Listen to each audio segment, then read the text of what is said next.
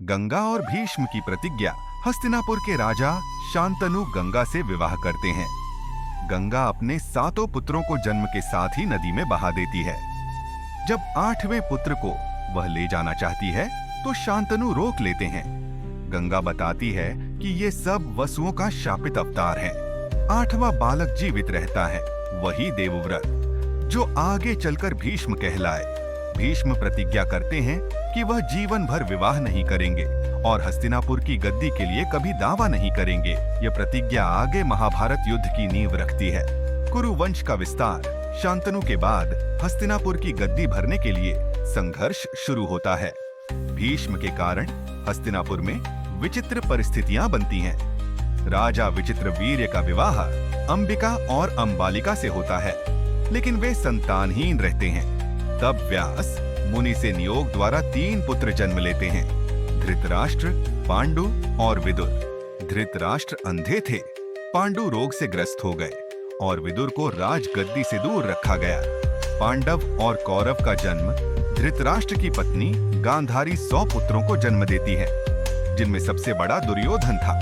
पांडु की पत्नी कुंती को वरदान मिला था, जिससे वह किसी भी देवता से पुत्र प्राप्त कर सकती थी।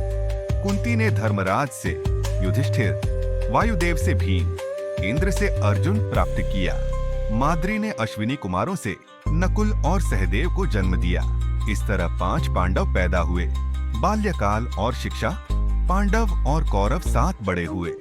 द्रोणाचार्य ने उन्हें शस्त्र विद्या सिखाई।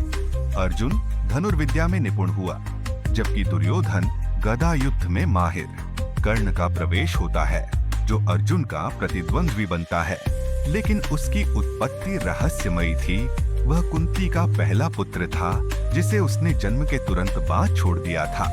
द्रौपदी स्वयंवर। राजा द्रुपद की पुत्री द्रौपदी के स्वयंवर में अर्जुन ने मछली की आंख भेद कर विजय प्राप्त की, पर एक संयोग से द्रौपदी 5 पांडवों की पत्नी बनी।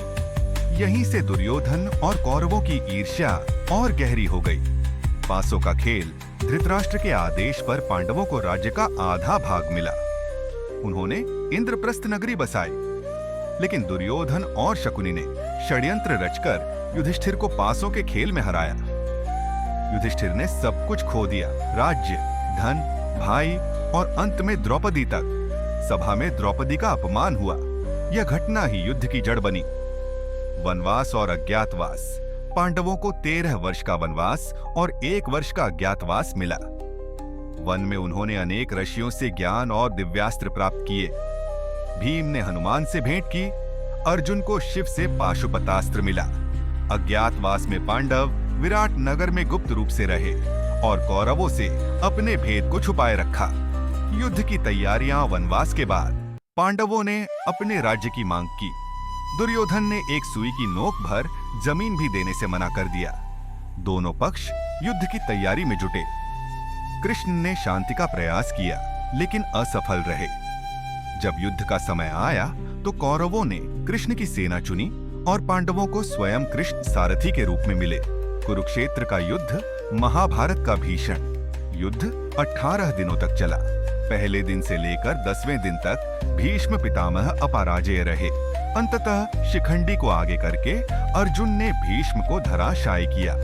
द्रोणाचार्य 14वें दिन तक युद्ध करते रहे, लेकिन अश्वत्थामा की झूठी मृत्यु की खबर पर उन्होंने शस्त्र त्याग दिए और धृष्टद्युम्न ने उनका वध किया। कर्ण 15वें से 17वें दिन तक युद्ध करते रहे। अंततः अर्जुन ने उनका वध किया, जब कर्ण का रथ धंस गया और उसका कवच कुंडल नष्ट हो चुका था। 18वें दिन दुर्योधन भीम द्वारा पराजित हुआ। गदा युद्ध में भीम ने उसकी जांघ तोड़ दी। गीता का उपदेश युद्ध शुरू होने से पहले अर्जुन मोह में पड़ गए, अपने गुरुजनों और संबंधियों पर शस्त्र उठाने में असमर्थ। तब कृष्ण ने उन्हें गीता का उपदेश दिया, कर्म, धर्म और आत्मा का रहस्य समझाया। यही उपदेश आगे चलकर मानव जीवन का मार्गदर्शक बना। युद्ध का परिणाम कौरवों का नाश हुआ। पांडव विजयी हुए, लेकिन विजय भी भारी थी।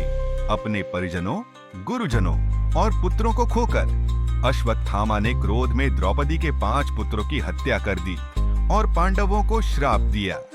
आखिर में पांडवों ने राज्य त्याग कर हिमालय की ओर प्रस्थान किया।